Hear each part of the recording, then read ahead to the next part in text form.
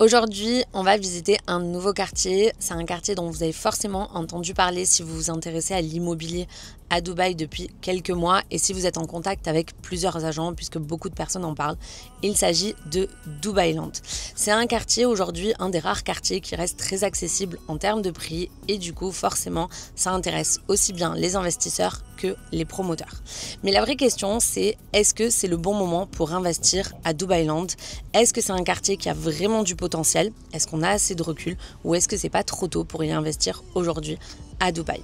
Ce qu'on va faire, c'est que je vais vous amener directement sur le terrain, on va visiter le quartier ensemble, on va voir un petit peu l'atmosphère qu'on y trouve afin de vous faire une idée claire du quartier. Ah, mais avant de partir, pour que vous ayez un petit peu de contexte, je voulais vous montrer rapidement sur la carte où se situe Dubailand par rapport au reste de Dubaï.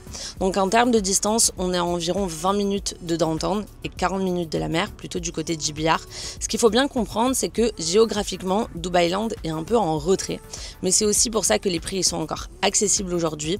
En revanche, c'est très bien connecté en voiture puisqu'on rejoint cette partie-là avec la E66. Allez, on va prendre la voiture depuis downtown, comme ça on va voir exactement le temps qu'on met. C'est parti.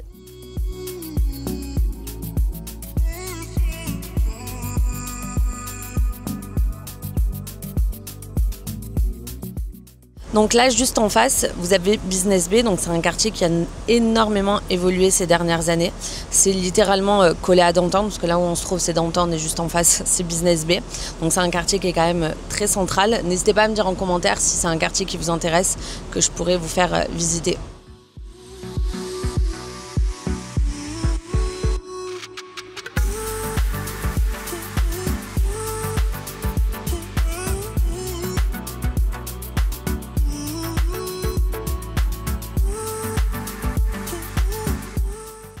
Là, on arrive sur le pont et c'est trop cool parce que ça vous permet d'avoir vraiment une vue sur Business Bay. Donc, vous voyez, Business Bay, la particularité, c'est vraiment le canal. Et donc, vous avez des bâtiments qui peuvent avoir aussi bien la vue sur la Burj Khalifa que sur le canal.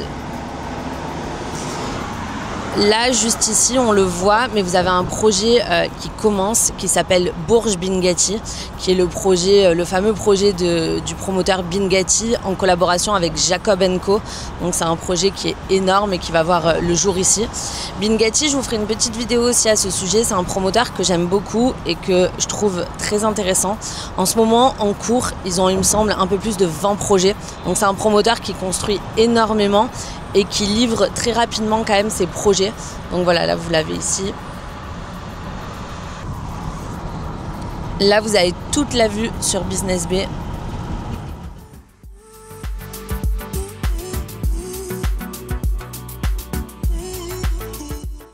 Là, on est en train de longer Shoba Heartland 1, donc c'est signé par le promoteur Shoba. C'est un promoteur que j'aime énormément, c'est pour moi le top 5 des meilleurs promoteurs de Dubaï. Il est très connu ici et là en ce moment donc, ils sont en train de finaliser de construire Shoba Heartland 1. Un peu plus loin, mais on ne va pas passer aujourd'hui devant, il y a Shoba Heartland 2 et surtout leur dernier projet qui vaut vraiment le détour. C'est un projet qui n'est pas à Dubaï, qui est à Al Quwaim, qui est sur Signia Island, qui est un projet vraiment sur une île naturelle qui se trouve pas très loin du nouveau casino qui va arriver. Et donc c'est un projet qui vaut le détour. Pareil, je vous ferai une vidéo à ce sujet si ça vous intéresse.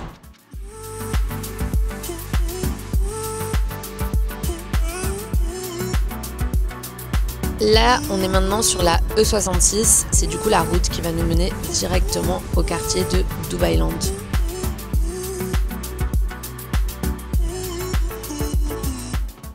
Alors à gauche, il y a un quartier que vous pouvez voir, c'est Silicon Oasis. Donc alors attention parce que malgré son nom, on pourrait croire que c'est un peu la Silicon Valley de Dubaï, mais non. Toutes les grosses entreprises de tech, style Google, Microsoft, elles sont plus situées à Internet City, qui est juste à côté de la Palme Jumeirah. Ici, Silicon Oasis, vous allez retrouver pas mal de bureaux quand même d'entreprises. Vous allez retrouver également des habitations, des résidences, un mall, des écoles. Donc voilà, c'est un quartier qui se trouve vraiment pas très loin de Dubaï et on va bientôt y arriver. Là, on va pas tarder à arriver à Dubailand. On peut le voir déjà de la route. On a un aperçu un petit peu du quartier.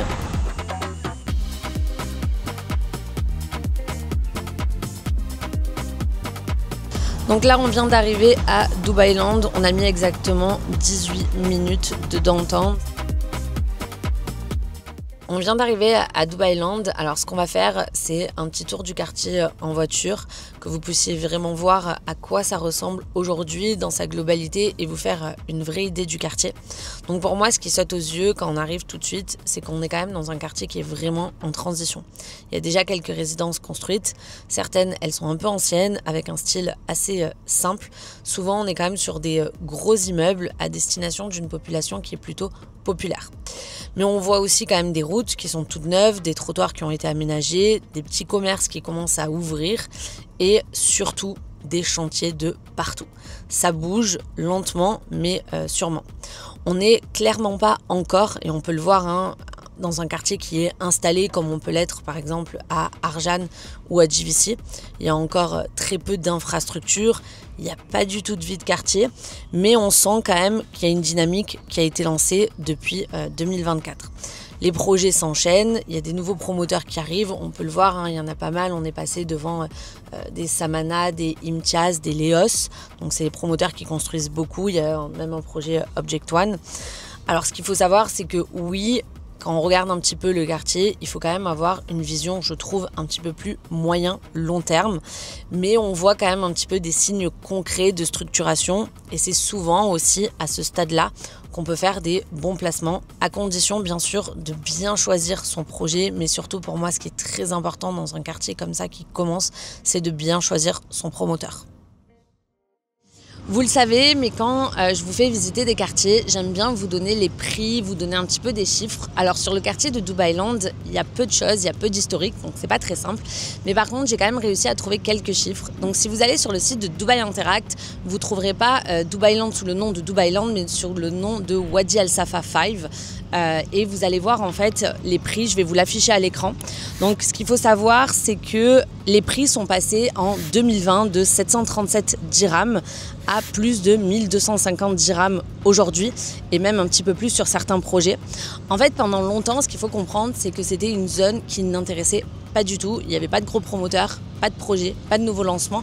Et c'est pour ça que depuis, on va dire, fin 2023-2024, on voit tout doucement les promoteurs, les personnes s'intéresser à Dubai Land. Et c'est pour ça qu'on a vu aussi une progression des prix. Alors, est-ce que cette tendance, elle sera durable dans les années à venir ? Il n'y a que le temps qui nous le dira. Par contre, on ne peut pas passer à côté du fait qu'effectivement, c'est une zone qui tout doucement commence à démarrer. Vous l'aurez compris, du coup, à Dubai Land, il y a beaucoup de projets qui se multiplient, mais attention, tous les projets ne se valent pas, clairement. Je pense qu'il y a des produits sur lesquels vous pouvez avoir des bonnes opportunités, mais il y a d'autres projets où il va falloir y aller avec beaucoup plus de vigilance. Pour moi, c'est vraiment important et j'insiste, en fait, quand on achète dans une zone comme ça qui débute à peine, c'est vraiment important de ne pas être focus uniquement sur le prix. Pourquoi ? Parce que forcément, c'est une zone qui va mettre quelques années à vraiment se développer. Et si vous avez été dans les premiers à acheter, c'est vraiment important d'acheter un produit qui va bien vieillir, qui va pas être forcément trop vieux dans quelques années pour pas vous retrouver avec un bien en fait du coup qui sera pas liquide et que vous allez avoir des difficultés soit à revendre mais également à louer. Donc c'est très important sur Dubai Land pour moi d'acheter avec un promoteur qui vaut vraiment le coup. Pour vous donner un promoteur que j'aime bien sur le quartier de Dubai Land, il s'agit d'Imtiaz. C'est un promoteur que je trouve très intéressant. Aujourd'hui, Imtiaz, ils sont focus, je trouve, sur deux zones. C'est Dubai Land et Dubai Island, qui est un autre quartier qu'on ne va pas voir aujourd'hui. Sur Dubai Land, ils ont déjà lancé pas mal de projets. On a Cove édition 1, 2, 3, 4 qui est sorti. Il n'y a pas longtemps, il y a Cove Boulevard, Cove Grande. Donc voilà, c'est un promoteur qui construit pas mal, qui a envie de vraiment structurer, je pense, cette zone de Dubai Land. Pour vous donner un petit peu un ordre d'idée sur les prix, donc par exemple les derniers lancements qu'on a eu sur Imtiaz, les studios, on était entre 620 650 000 dirhams. Alors bien sûr, les premiers qui ont été lancés étaient un petit peu moins chers. Et sur les one bed, on est aux alentours à peu près des 950 000 dirhams. Donc en fait, ce qui fait un prix au square feet à peu près entre 1300 et 1400 dirhams, ce qui vous fait en général entre 3800 et 4000 euros. Donc vous voyez que par rapport à d'autres quartiers, on est quand même sur des prix qui sont bien plus bas sur cette zone. Donc encore une fois, je vous le dis, je le redis, mais quand on achète dans une zone comme ça qui débute, c'est vraiment pour moi le point essentiel d'aller avec un promoteur qualitatif qui construit des projets qui tiennent dans le temps, qui respectent leur délai de livraison et surtout des biens qui vont bien vieillir. Alors un autre point que je vois énormément sur le quartier de Dubailand, c'est des promoteurs qui proposent des plans de paiement post-handover. Vous le savez, j'ai fait plein de vidéos à ce sujet. Le plan de paiement, c'est l'échéancier que vous met le promoteur à disposition pour pouvoir payer votre appartement une partie pendant la construction et une partie généralement à la remise des clés. Il y a d'autres promoteurs qui proposent des plans de paiement post-handover, donc c'est-à-dire après la remise des clés, vous allez avoir généralement 2, 3, voire 5 ans pour continuer à payer votre appartement. Et ça peut être intéressant parce que ça veut dire que c'est une partie du montant de l'appartement qui va être pris en compte, enfin qui va être pris en charge par le locataire, et donc ça peut un petit peu faciliter l'investissement. Mais attention, il faut être vigilant sur ce point-là parce que quand vous voyez des plans de paiement à rallonge sur 5, 7, 8 ans, parce que ça existe avec des 1% par mois, ça n'envoie pas forcément un bon signal. Si le seul argument de vente aujourd'hui d'un promoteur, c'est son plan de paiement à rallonge, en toute transparence, c'est pas du tout un bon signal et plutôt pas très positif. Ce qui compte vraiment pour moi quand on achète, c'est vraiment d'avoir un bon promoteur avec une bonne réputation, où vous savez que la construction va être qualitative, qui respecte ses délais dans le temps. Et le plan de paiement, c'est un peu la cerise sur le gâteau si on arrive à avoir en plus de ça un plan de paiement qui vous correspond vraiment. Il ne faut pas que le plan de paiement, ça soit la base du gâteau, c'est vraiment important, je le redis. Mais voilà, quand on achète sur une zone comme ça qui est en plein développement, la sélection du promoteur, c'est vraiment ce qui va garantir votre investissement aussi dans le temps.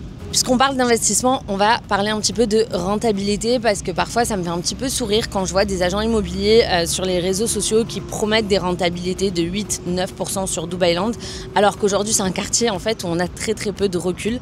Il faut savoir que si vous prenez du Bizzle ou Property Finder et que vous cherchez des studios sur cette zone-là, les locations elles vont être autour de 30, 35, 40 000 dirhams l'année. Donc on est sur des prix quand même qui sont très bas par rapport à d'autres zones, mais encore une fois en plus c'est des prix sur des immeubles qui sont très anciens.